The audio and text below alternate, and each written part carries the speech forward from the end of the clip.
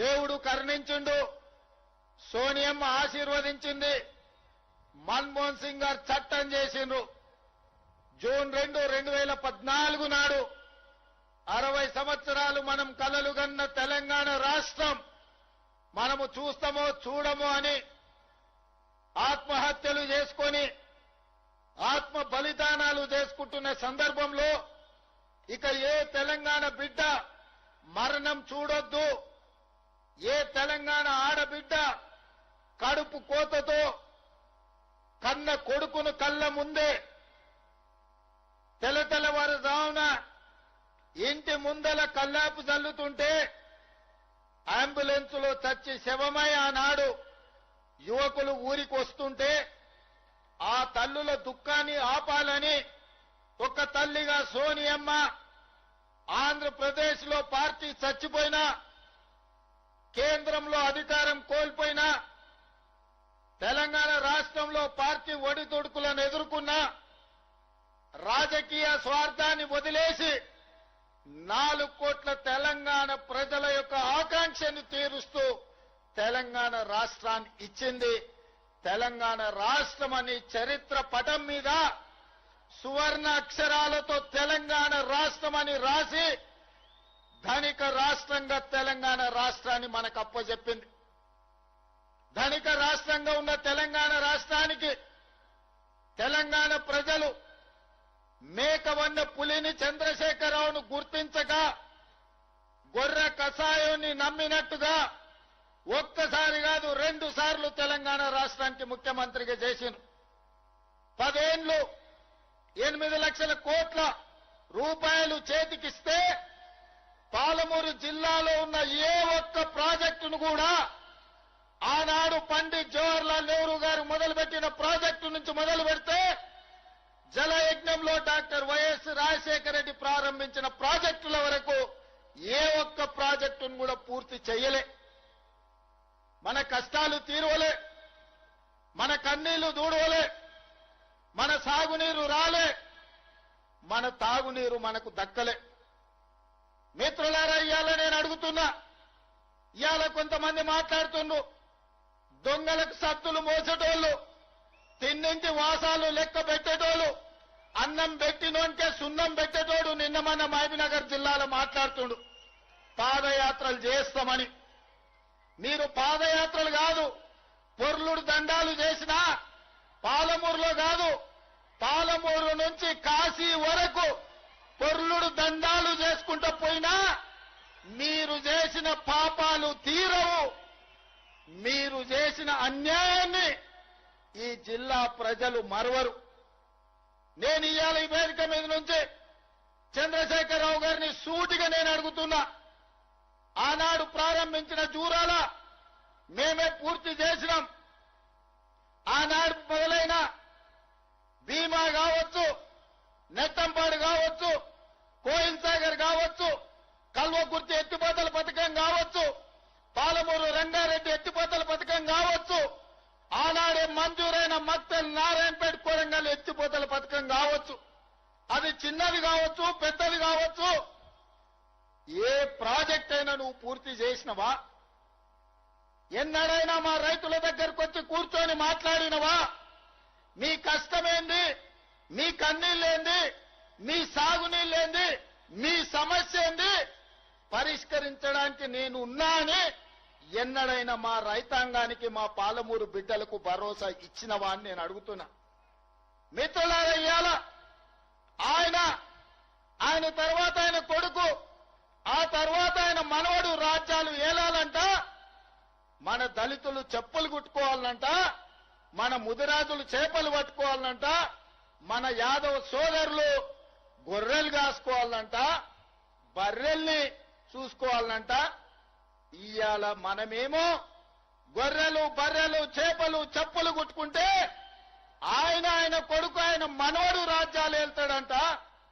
ఒక పాలమూరు జిల్లా మారుమూల ప్రాంతం నుంచి, నల్లమల్ల అడవుల నుంచి ఒక రైతు బిడ్డ 20 సంవత్సరాల క్రితం సరిగ్గా జూలై 4 తారీఖు నాడు ఇదే మిడ్జిల్ మండలానికి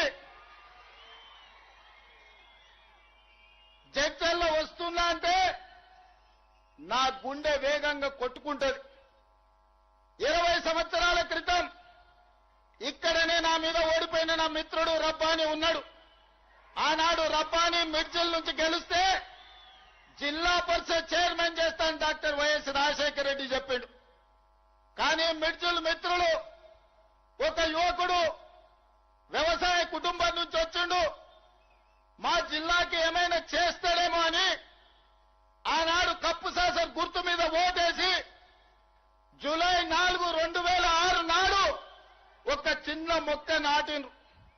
ఆ చిన్న మొక్క 2026 జూన్ నెలకి 20 సంవత్సరాలల్లో జడ్పీటీసీ నుంచి ఎమ్మెల్సీగా, ఎమ్మెల్యేగా, ఎంపీగా, కాంగ్రెస్ పార్టీ అధ్యక్షుడిగా, తెలంగాణకు ముఖ్యమంత్రిగా మీ బిడ్డ వృక్షమై నిలబడ్డాడు. మీ బిడ్డ పాలమూరులో ఉన్న మర్రి చెట్టు ఎంతమందికి నీడనిస్తుందో ఈనాడు మీరు ఆశీర్వదించి, ఆనాడు మీరు అభిమానించి గుండెల్లో పెట్టుకొని భుజాల మీద మోసిన జడ్పీటీసీ ఈనాడు తెలంగాణ రాష్ట్రానికి ముఖ్యమంత్రి అయి మీ ముందర నిలబడ్డాడు. ఇదా గొప్పతనం. పార్లమెంటులో గెలిపిస్తే పారిపోయి గజ్వేల్లో ముఖ్యమంత్రి అయి గోదావరి జలాల కోసం 3 ఏళ్లలో 1,00,000 కోట్లు ఖర్చు పెట్టి కాళేశ్వరం కడితే కూలేశ్వరం అయి కూలిపోయింది. ఆయన పాలమూరు ద్రోహి, మీ బిడ్డ పాలమూరు అభివృద్ధి చేసిండా లేదా ఒక్కసారి ఆలోచన చెయ్యండి. ఇవాళ మిత్రులారా, ఆనాడు మనం చేసిన సాయానికి తెలంగాణ ప్రజలకు కష్టాలలో ఉన్నప్పుడు ఎండకెవరైనా వస్తే తాగడానికి మంచినీళ్ళు ఇచ్చిన గుర్తు పెట్టుకుంటాం. మళ్ళా గుర్తు పెట్టుకొని తిరిగి సాయం చేయాలనుకుంటాం. చేతనైన సాయం చేస్తాం. ఆనాడు రాజకీయంగా చావు బతుకుల మధ్యలో ఉన్న చంద్రశేఖర్ రావును మన జిల్లా నుంచి పార్లమెంటు పంపిస్తే 10 ఏళ్లు సంవత్సరానికి 5,000 కోట్ల రూపాయలు ఖర్చు పెట్టినా తెలంగాణలో 30 లక్షల ఎకరాలకు నీళ్లు వచ్చేటి. ఆనాడున్న 10 లక్షల ఎకరాలే ఈనాడు సాగునీరు అందుతున్నాయి తప్ప 26 లక్షలకు అందించాల్సిన నీళ్లు ఈ రోజు ఏ ఒక్క ప్రాజెక్టు పూర్తి చెయ్యలే. ఇవాళ అంటున్నారు మేము వస్తాం, మేము నడుస్తామని. మీరు వచ్చినా, మీరు నడిచినా, మీరు పొర్లినా తెలంగాణ ప్రజలు, ముఖ్యంగా మా అక్కలు, మా ఆడబిడ్డలు సాయంత్రం పూట జొన్న రొట్టెలు చేస్తారు. మహబూబ్నగర్లో ఉత్తమన్న సలాకి కాల్చి వాత పెడతారు టీఆర్ఎస్ వాళ్ళకు. ఒక ఆయన పంచగట్టుకొని నేను వైఎస్ఆర్ అంటాడు. నేను ఇవాళ చెప్పదలుచుకున్నా, లాల్ చేసుకున్నాడు లాల్ బహదూర్ శాస్త్రి కాదు, గడ్డం పెంచుకున్నాడు భగత్ సింగ్ గాడు, పంచగట్టుకున్నాడు వైఎస్ఆర్ గాడు. ఇట్లనే పంచగట్టుకొని ఊర్లలోకి వస్తే పంచలో తొండలిడ్చి కొడతారు మా ఉద్దండాపూర్ వాళ్ళు. రా వచ్చి ఉద్దండాపూర్లో పాదయాత్ర చేతురా. మా తండాలలో మా లంబాడి సోదరులు ఆనాడు పంచగుట్ట పోలీస్ స్టేషన్ లో ఏ రైతుల్లో అయితే పెట్టిరో గా తండా నుంచి మీరు పాదయాత్ర మొదలు పెట్టుర్రి. మా లంబాడ సోదరులు మీ పంచలాల్లో తొండలు ఇడవకపోతే నేను చూస్తా. 10 ఏళ్లు 8 లక్షల కోట్లు. మీడియా మిత్రులారా, కేవలం సాగునీటి ప్రాజెక్టులకు 1,81,000 కోట్ల రూపాయలు చంద్రశేఖరరావు ఖర్చు పెట్టిండు. గా ఉద్దండాపూర్ మునిగిపోయేటోళ్ళకి 800 కోట్లు ఇయ్యలే. వాళ్ళని పోలీస్ స్టేషన్లలో పెట్టి కొట్టించింది.